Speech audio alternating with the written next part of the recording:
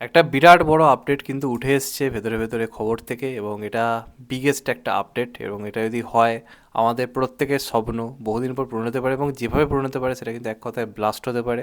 Debdutta comeback হয়ে গেছে, তার সঙ্গে সঙ্গে জিদ্দারও কিন্তু একটা আলট্রা ভয়ঙ্কর একটা কামব্যাক কিন্তু হতে পারে, এমনই কিন্তু মনে হচ্ছে। তো আমরা বারবার আলোচনা করে এসেছি, বা বিভিন্ন ইন্টারভিউতে বড় বড় সুপারস্টারদের সঙ্গে এই ব্যাপারে বিভিন্নজন কথাও বলেছে যে কেন দেবজিৎ একসঙ্গে কাজ করছে না। বিভিন্ন সময় বিভিন্ন আলোচনা হয়েছে, নানা ব্যাপার নিয়ে কথা হয়েছে। অনেকের সঙ্গে ইন্টারভিউতে হয়তো 30 মিনিটের ইন্টারভিউ, সেখানে 15 মিনিট ধরে কথাই হয়েছে পুরো এই ব্যাপারটাকে নিয়ে, যে দেবজিৎকে কেন একসঙ্গে আনা যাচ্ছে না। এবং প্রত্যেকে চায় এটা মন থেকে হোক। দুই পৃথিবীর সময় আমরা অডিয়েন্স হিসেবে যেটা চেয়েছিলাম সেটা হঠাৎ করে আমার সঙ্গে ঘটে গেছিলো বলে আমরা সেভাবে ফিল করতে পারিনি, কিন্তু এখন ফিল করতে পারি যখন এই দুই সুপারস্টার একসঙ্গে আসবে কী হতে পারে। তো এই ব্যাপারে আমাদের সবথেকে ডিমান্ডেবল পরিচালক যে ছিল সে হচ্ছে রাজ চক্রবর্তী। এবং রাজ চক্রবর্তী বিভিন্ন ইন্টারভিউতে বলেছে যে আমি চাই করতে, আমার হাতে সেই রয়েছে, এবং সেটা সে বারবার বলে এসছে। তবে যদিও বাস্তবে এখনও পর্যন্ত সম্ভব হয়নি, এসবিএফ চেষ্টা করলে এখনও পর্যন্ত সেরকম কিছু ঘটনা ঘটেনি।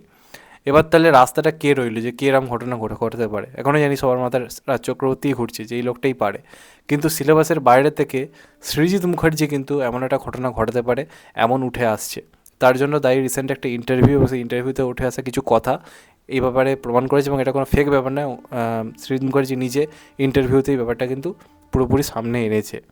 তো রিসেন্ট একটা ইন্টারভিউতে সৃজিত মুখার্জির কাছে একটা প্রশ্ন আসে যে অনেক পরিচালক বলছে যে দেবজিৎ এই দুজনকে হ্যান্ডেল করা অত সহজ নয়, কোনো আতেল পরিচালক এই কাজ করতে পারবে না।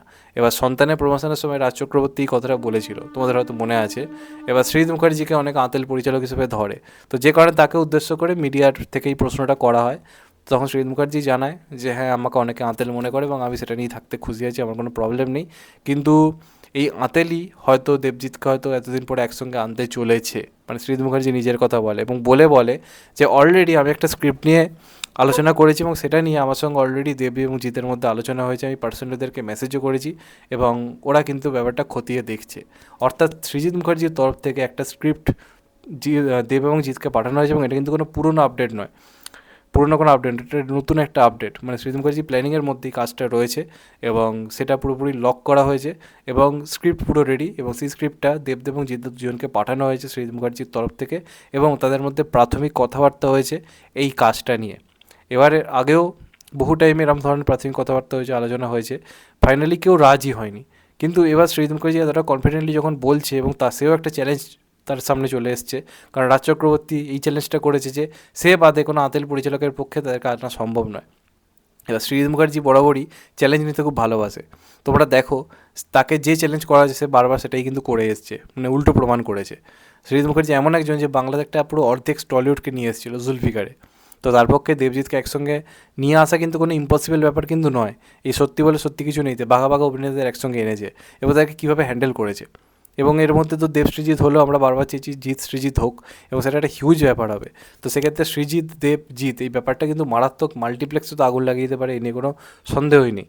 তো সেই হিসেবে একটা প্রাথমিক কথাবার্তা হয়েছে, এবার সেই হিসেবে আলোচনা চলছে। এবার দেখা যাক দুজনের তরফ থেকে ফাইনাল কনফার্মেশন আসে কিনা, দুজনে একসঙ্গে কাজ করতে রাজি হয় কিনা, দুজনের জন্য প্রপারলি এখানে সমান স্ক্রিন প্রেস বা সমান জায়গাটা রয়েছে কিনা, কারোরটা বেশি বা কারোরটা কম এগুলো রয়েছে কিনা, তারপরেই তারা রাজি হবে, এই নিয়ে কোনো সন্দেহ নেই। তবে মন থেকে চাইবো হোক।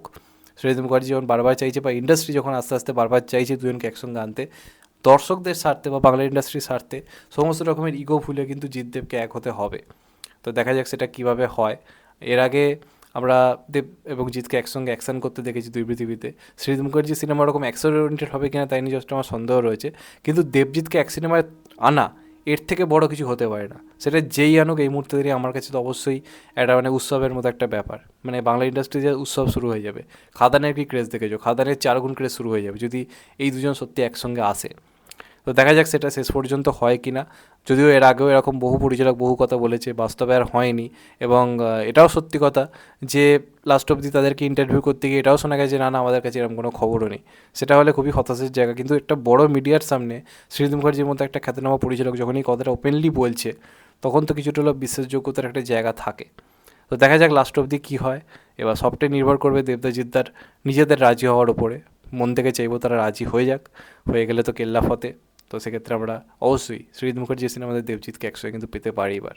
তো যাই হোক, তোমাদের এটা নিয়ে কি মতামত অবশ্যই কমেন্টে জানিও। চ্যানেলটা নতুন হলে চ্যানেলটা সাবস্ক্রাইব করে দিও and get the bell icon. ভালো থেকো সবাই, টেক কেয়ার, নমস্কার।